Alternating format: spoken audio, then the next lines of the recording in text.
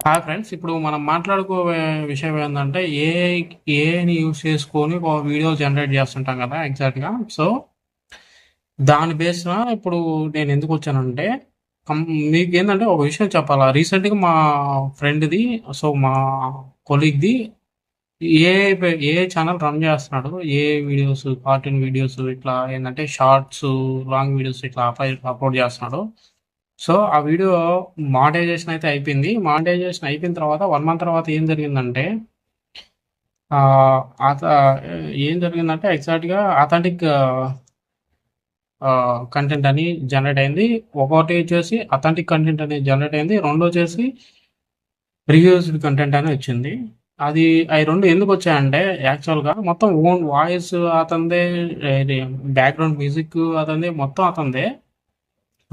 కాకపోతే అక్కడ main problem ఏందంటే అతను జనరేట్ చేసిన ఒక 30 వీడియోస్ జనరేట్ చేస్తే, ఆ 30 వీడియోస్‌లో ఒక అప్రాక్సిమేట్‌గా ఒక 10 వీడియోస్ వచ్చేసి బ్యాక్‌గ్రౌండ్ అనేది సేమ్ ఉంది.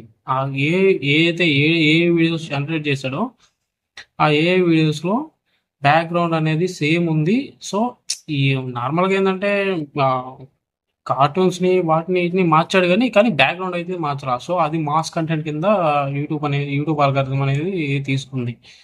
ఆహ్, కాబట్టి మీరు అలాంటి తప్పైతే చేయొద్దు. ఏఐ వీడియోలు చేసేవాళ్ళు మీ ఓన్ వాయిస్ ఉన్నా గూడా అతనిది ప్రాబ్లమ్ అయింది ఛానెల్ మా ఫ్రెండ్‌ది.